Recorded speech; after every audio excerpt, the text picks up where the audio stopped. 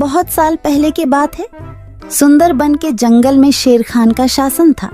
शेर खान दिल का बहुत अच्छा था। शेर खान हमेशा जंगल के जानवरों का ख्याल रखता था। एक सियार शेर खान का वफादार मंत्री था।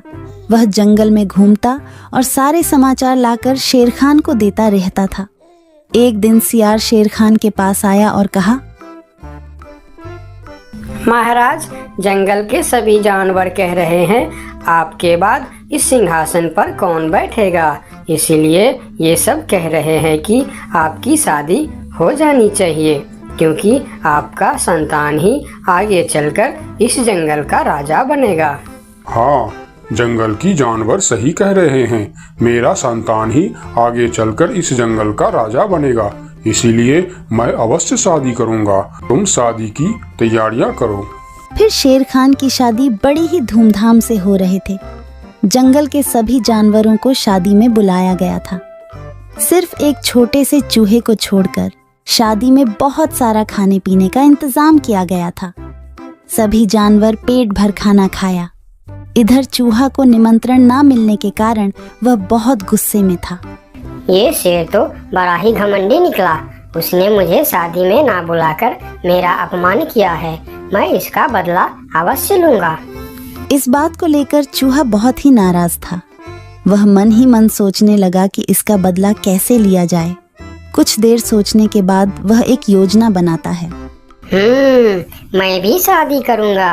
हाँ, मैं भी शादी करूंगा। बड़ी धूमधाम से शादी करूंगा और शादी में उस शेर को छोड़ के सभी को आमंत्रित करूंगा। हाँ, यही ठीक रहेगा।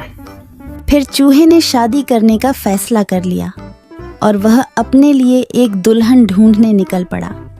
थोड़ी दूर जाने के बाद उसे एक दुल्हन दिखाई पड़ा।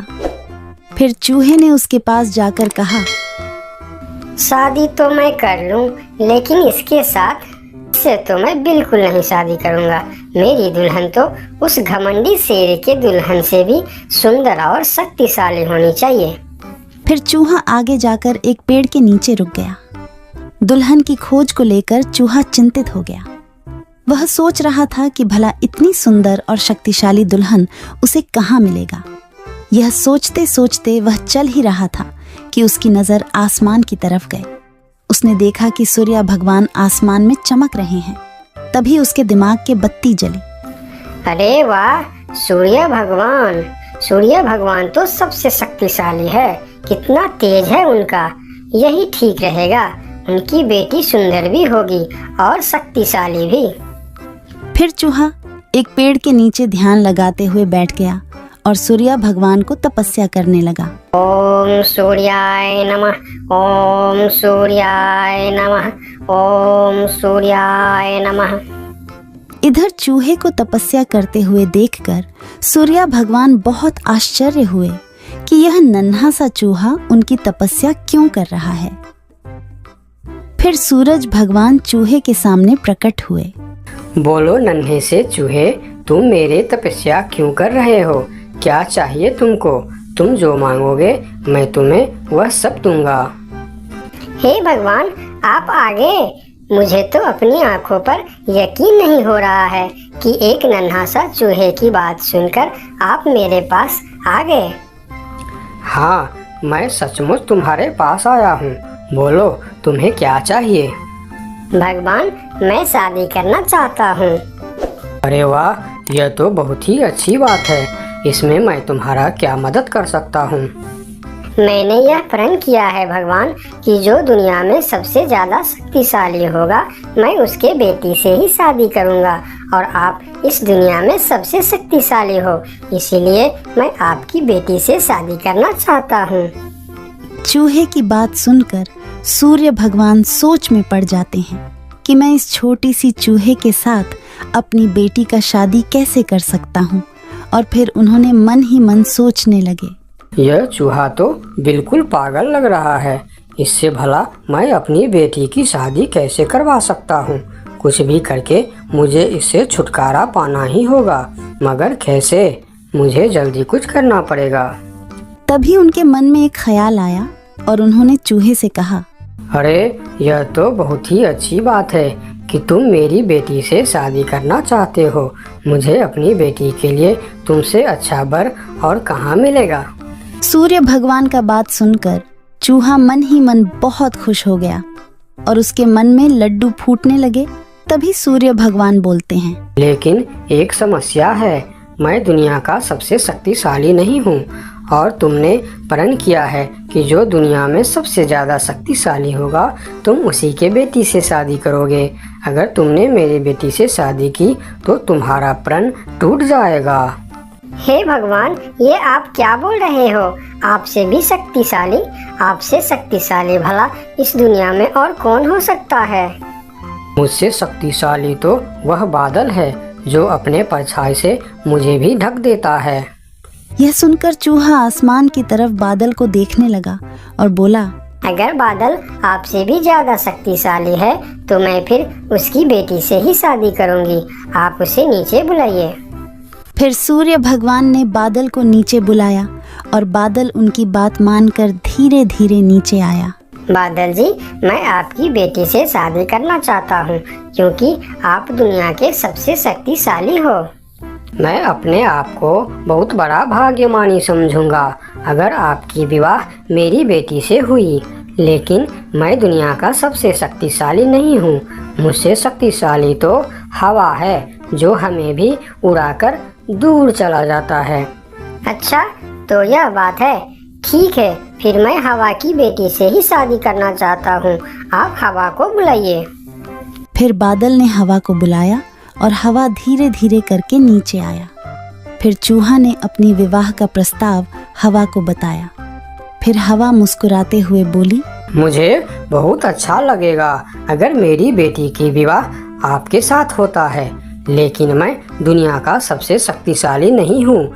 मुझसे शक्तिशाली तो पर्वत है जो हमारे हवा के झोंकों को भी रोक देता है। आप उनकी बेटी से ही शादी कीजिए। फिर पर्वत को भी बुलाया जाता है और चूहे ने पर्वत के सामने भी अपना प्रस्ताव रखता है। पर्वत जी, आप दुनिया का सबसे शक्तिशाली है और मैं आपकी बेटी से शादी करना चाहता हूँ। क्या आपको कोई ऐतराज है? मुझे भला क्या ऐतराज हो सकता है?